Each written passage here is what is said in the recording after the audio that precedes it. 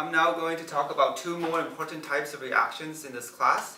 The first one we'll talk about is called a combustion type of reaction. Right? When you hear about combustion, what do you think about? Kaboom, right?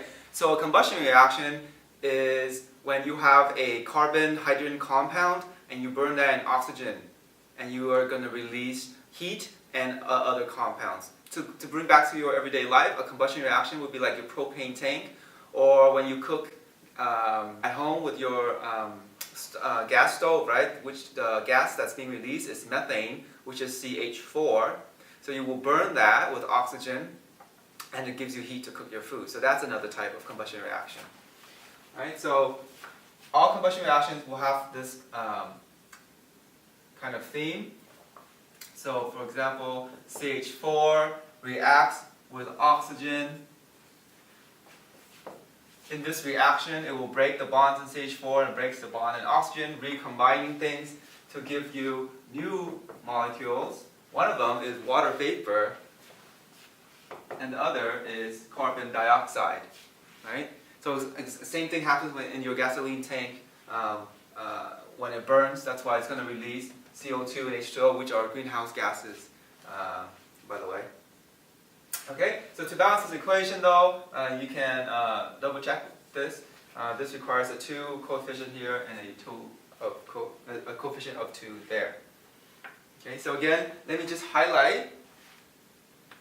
When you look at a chemical reaction, you know, oh, that's a combustion reaction. How do we know? There's always going to be some kind of carbon, hydrogen containing compound, and that's going to react with oxygen gas. Right? So this is a gas. And the product of that is always going to be water, and it turns out water vapor actually, so this is also a gas. And a product of CO2, another gas. And actually, as we'll learn later on, this also releases heat, so you can say that you can plus heat at the end there. Okay, so you can have practice with this. It's pretty straightforward, I think. Right? Carbon, hydrogen, gas of oxygen give you water and carbon dioxide. If it doesn't give you water and carbon dioxide, it's not a combustion reaction. And the second type of reactions that is important in this section is called oxidation-reduction. Okay, this is the type of reaction that occurs, for the most prime example is when your metal, like nail, iron, it rusts. That's an oxidation reduction. Or short, we call that sometimes redox. A redox reaction or oxidation-reduction reaction. So the premise of this kind of reaction, I've symbolized here simply as a compound A and compound B, or substance A, substance B, whatever, right? So when an electron is given from A over to B, that's when you have an oxidation-reduction reaction. Anytime electrons are given off. So that now electrons, there's an extra electron on B instead of on A. So if you are the person who, if you're an A, if you're that person who's giving the electron away, we call that an oxidation reaction, or half reaction. And the B, since it was the one who received the electron, we call that the reduction reaction. Now, oxidation and reduction always happen in tandem. They happen together. You can have one without the other. Just like if I'm giving you something, right, you are receiving it. You can't have a giver without a receiver. You can't have a receiver without a giver, right? So the same kind of thing. Oxidation and reduction must happen at the same time. So how is it easy to remember this? There's a mnemonic device for that, and that's oil rig. So oil is oxidation, right? That always oxidation is loss of electron. Where rig, reduction, is gain of electron. Right? So if you have this kind of mnemonic device, it will help you kind of remember which one is the oxidation, which one is the reduction. So again, let's apply this. Oxidation is loss. This guy lost an electron, so that's why it's the oxidation. This guy gained an electron, so that's why we call that the reduction. So some more terminology, since A underwent oxidation reaction, we call that being oxidized. So A is oxidized, whereas B is reduced. Okay, so those are some terminologies for you there. So let's take a look at an example of this to clarify how to apply this to a reaction. How do you know when a reaction is the oxidation-reduction reaction? So for example, as we have seen in the previous lecture about chemical change, we said that the Statue of Liberty was once not that color, right? It was oxidized to be that color, that kind of teal greenish color that we do see now. So it turns out that reaction is this.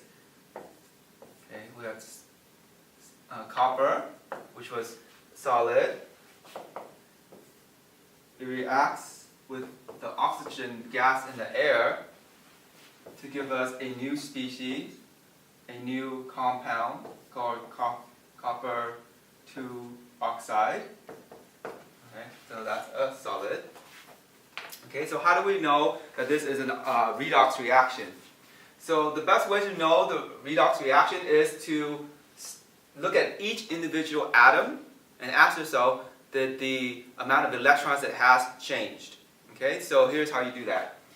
For any atom that is in its elemental state, so anytime you see a metal that is a solid by itself, that's its elemental state, or a gas compound, like oxygen just by itself, right? Elemental means it's just by itself.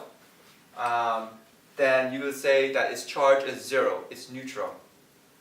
Okay, so we say that copper here is state 0 and oxygen is a state of 0. Now, when they react, one of them is going to give an electron and one of them is going to receive an electron. So ask yourself, which one is which?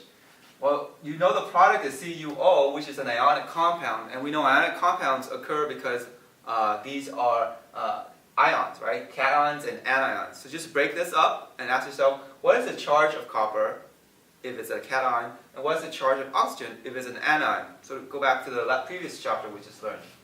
So breaking this up, we know that oxygen, when it's an ionic compound, is always what? What charge? It's always going to be O2 minus, right? So if this is O2 minus and there's only one copper, this copper, remember, was a transition metal, so it varies in charges.